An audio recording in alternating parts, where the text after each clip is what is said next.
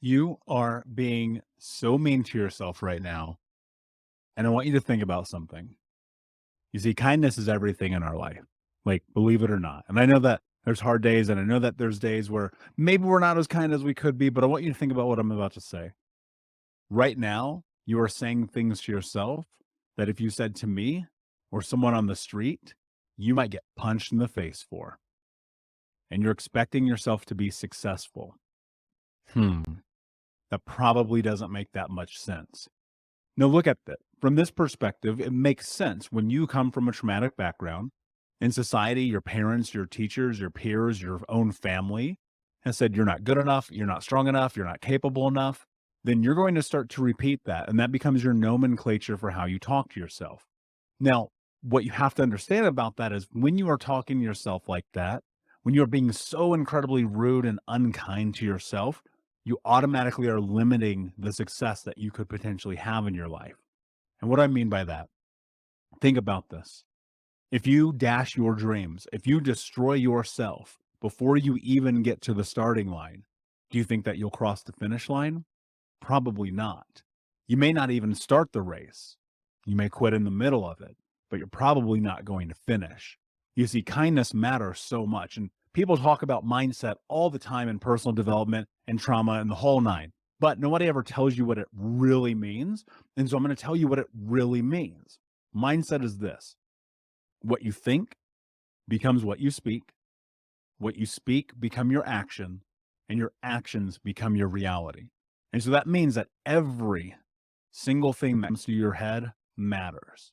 And if you're operating through a space of being destructive for yourself, that's going to resonate and reflect into your reality, right? Because what you're thinking is becoming your action. You're going to act like someone on a destructive path, on a self-sabotaging path, right?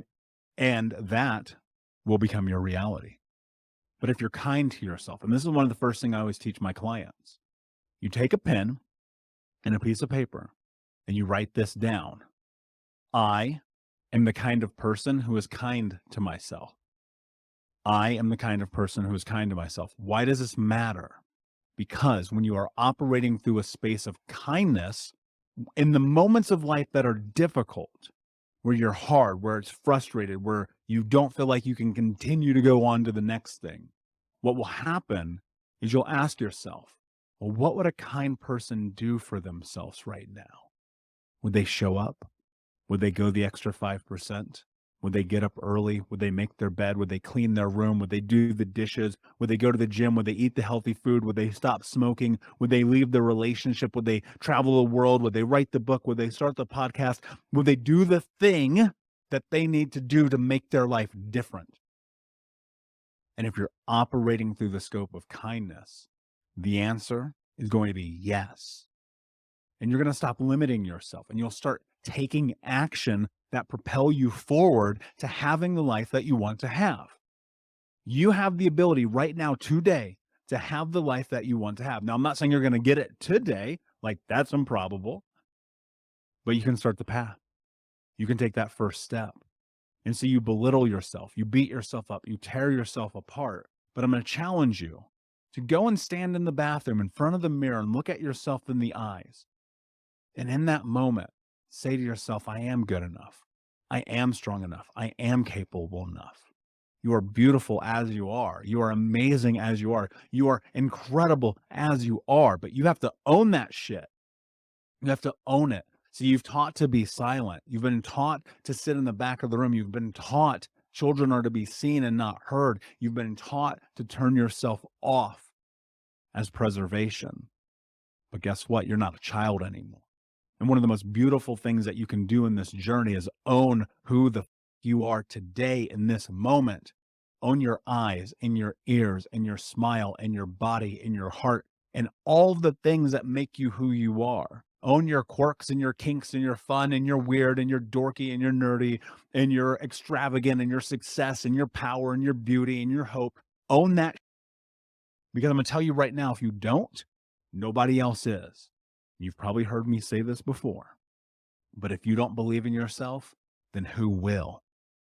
And look, I understand humility. I understand the ego. I understand being humble, but I also understand taking ownership of how incredible you are, how powerful you are, how graceful you are, how amazing you are every single day.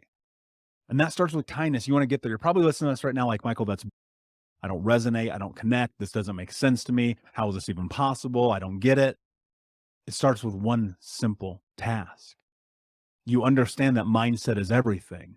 And in understanding that mindset is everything, you understand the most important part of all of this.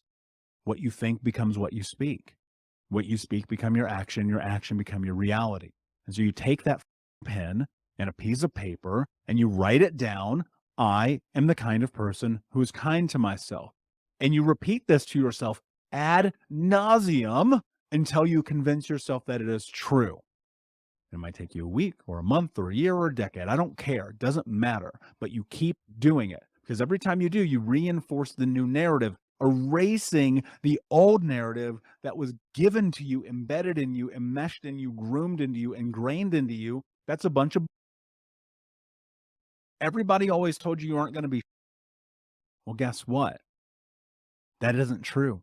It doesn't have to be true, and it will not be true as long as you choose to show up for yourself today in kindness, in power, in grace and love. And it's difficult.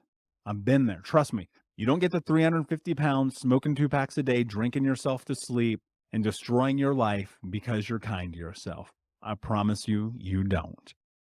But what I can promise you, in addition to that, is that you can have anything that you want in your life.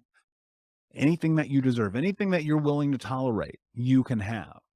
You can have the best life, the best relationship, the best career, whatever that means for you, as long as you are the one to choose what that means. And so today, I challenge you as you step into what's next in your life to ask yourself this question: what am I willing to do to have the life that I want to have? And today, the answer is still no excuses, just results. But maybe it's time to let go of the excuse that your identity is tied to you not being enough, and instead start operating through kindness. Unbroken Nation, thank you so much for listening, my friends. I appreciate you. Please like, subscribe, comment, share, tell a friend. And until next time, my friends, be unbroken. I'll see ya.